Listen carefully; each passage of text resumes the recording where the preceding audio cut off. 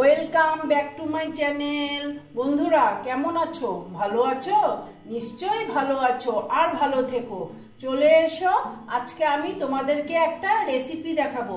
সেটা হচ্ছে, দেখো বন্ধুরা, আজকে আমি তোমাদেরকে একদম নিরামিষ একটা পুঁই শাকের রেসিপি দেখাবো। হ্যাঁ, দেখো তার জন্য আমি কি কি কেটে নিয়েছি। দেখো, মিষ্টি কুমড়ো কেটেছি, আলু কেটেছি, বেগুন কেটেছি আর ঝিঙে। আর দেখো, যেহেতু নিরামিষ করব সেই জন্য আমি বড়ি দিয়ে করব। হ্যাঁ, কিন্তু বড়িটা আমি নিয়েছি মুসুর ডালের বড়ি। ঠিক আছে, আমি বিউলির ডালের বড়ি নিইনি, মসুর ডালের বড়ি নিয়েছি। তারপরে দেখো পুঁই শাক কেটে নিয়েছি। হ্যাঁ, এটা আর কি দেখাবো। আর ফোড়নের জন্য আমার কিচ্ছু লাগবে না, শুধু শুকনো লঙ্কা আর পাঁচফোড়ন, এই আমার লাগবে আজকে আমার এই রেসিপিটা করতে। দেখো বন্ধুরা, আমি গ্যাসটা জ্বালিয়ে দিয়েছি আর কড়াটা বসিয়ে দিয়েছি। কড়াটা গরম হচ্ছে, একটু গরম হতে দিচ্ছি। এবার আমি দিয়ে দিলাম তেল।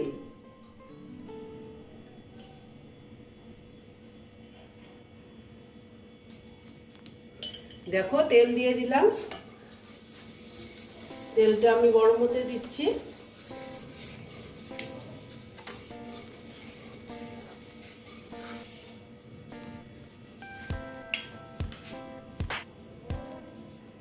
দেখো বন্ধুরা, তেলটা গরম হয়ে গেছে। এবার আমি দিয়ে দিচ্ছি বড়িগুলো। বড়িগুলো আমি ভেজে নেব।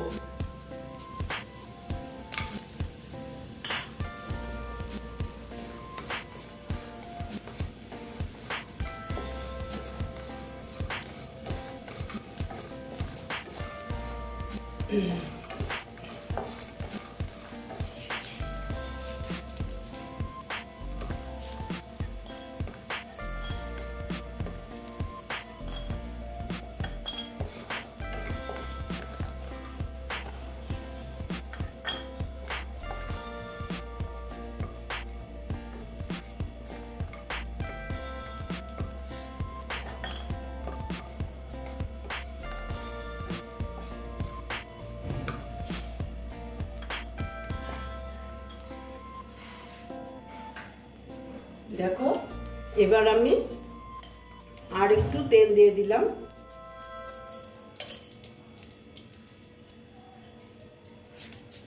দিয়ে শুকনো লঙ্কা দিয়ে দিচ্ছি।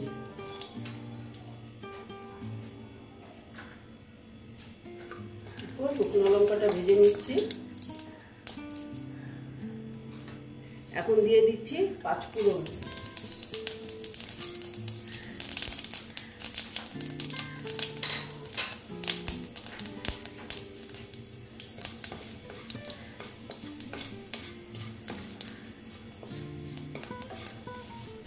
স্টিমটা কমিয়ে রেখেছি।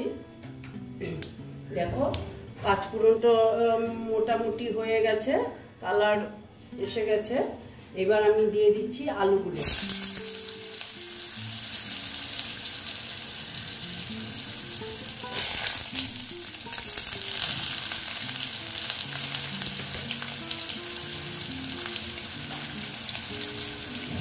আলুগুলো দিয়ে আলুগুলো একটু ভেজে নেব।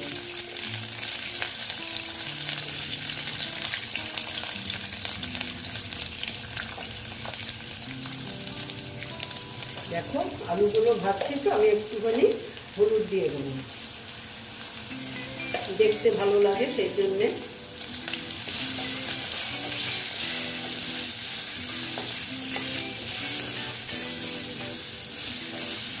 একটু স্টিমটা দিয়ে দিলাম।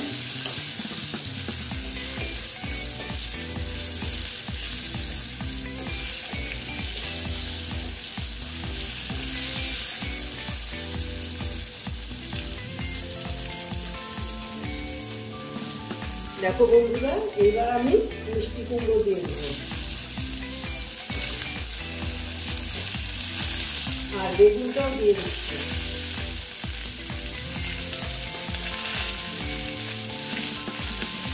দিয়ে ভালো মতো একটু ভেজে নেব।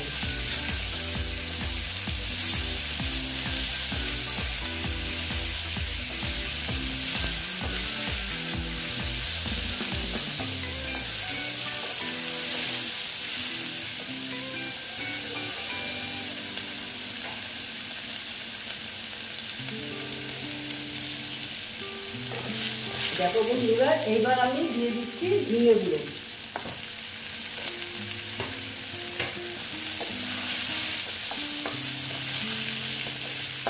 দিয়ে আবার ঝিঙের সঙ্গে অল্প আমি নেড়ে চেড়ে নিচ্ছি।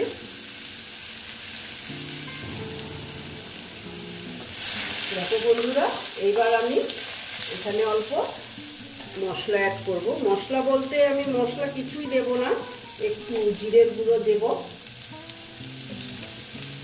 তাও সামান্য। সেটা না দিলেও কোনো ব্যাপার না, কিন্তু দিলাম একটু আমি। আর একটু দিচ্ছি লঙ্কার গুঁড়ো। লঙ্কার গুঁড়োটা দিতে হয়, পুঁই শাকে লঙ্কার গুঁড়োটা দিলে না ভালো লাগে খেতে। আমি আমার শাশুড়ি মাকে দেখতাম লঙ্কার গুঁড়োটা দিতে পুঁই শাকে সবসময়। দেখো এইভাবে একটু নেড়ে চেড়ে নিচ্ছি। আর এখানে আমি জল দেবো না, কারণ জলের তো দরকার নেই, কারণ পুঁই শাক থেকে অনেক জল বেরোবে।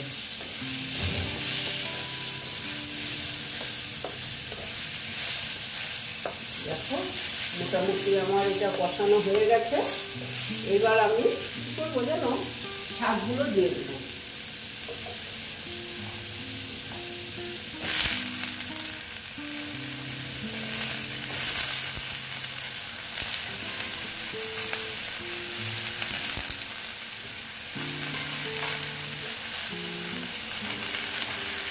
শাকগুলো দিয়ে দিলাম, দিয়ে একটু উল্টে পাল্টে দিলাম।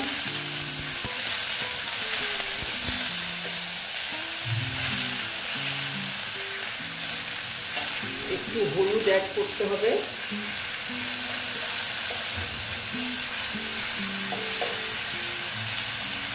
তারপরে দিচ্ছি নুনটা আন্দাজ মতন একবারে দিয়ে দিলাম। দিয়ে একটু আবার নেড়ে চেড়ে নিচ্ছি। নিয়ে এবার আমি কি করব, একটু ঢেকে দেব। একটু ঢেকে দিলাম। এটা একটু আস্তে আস্তে হোক, পুঁই শাকের থেকে একটু জল বের হবে। দেখো বন্ধুরা, আমি একটু দেখে নিচ্ছি।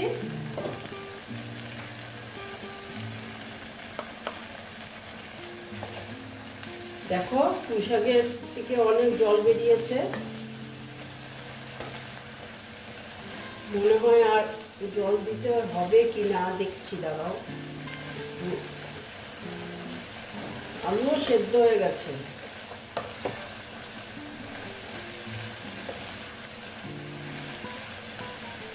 দেখো আমি আর জল দিচ্ছি না, একটু ঢেকে ঢেকেই করছি। দেখো আবার আমি ঢেকে দিলাম, আস্তে আস্তে হোক। ঠিক আছে, চলো বন্ধুরা একবার দেখে নিচ্ছি আবার। দেখো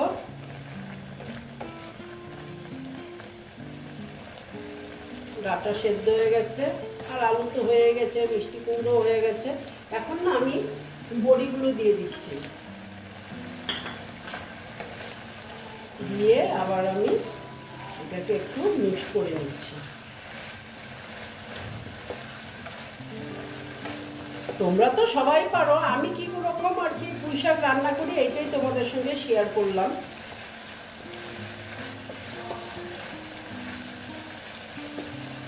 দেখো আলুগুলো একদম গলে গেছে। সব শেষে আমি দেব চিনি। চিনিটা একটু বেশি দিতে হবে, কারণ ডাটাতে একটু মিষ্টি মিষ্টি না হলে ভালো লাগে না খেতে। দিয়ে আমি একটু মিক্স করে নিচ্ছি। এইরকমই মাখো মাখো থাকবে, এর থেকে আর ঝোল আর কমাবো না, এইরকমই থাকবে। দেখো মোটামুটি আমার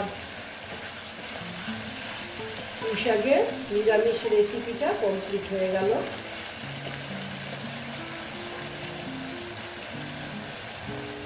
দেখো এইবার আমি তোমাদেরকে সার্ভ করে দেখাচ্ছি। এই দেখো বন্ধুরা, আমার পুঁই শাকের রেসিপিটা কমপ্লিট হয়ে গেল। তোমরা এই রকম রান্না করে খেয়ে দেখবে, আশা করছি খুব ভালো লাগবে। যদি ভালো লাগে তাহলে আমার ভিডিওকে লাইক করবে, আমার চ্যানেলকে সাবস্ক্রাইব করে তোমরা সামনের দিকে এগিয়ে নিয়ে যাবে। নেক্সট রেসিপি নিয়ে আবার তোমাদের কাছে আমি ফিরে আসব। বন্ধুরা ভালো থেকো, সাবধানে থেকো। ওকে।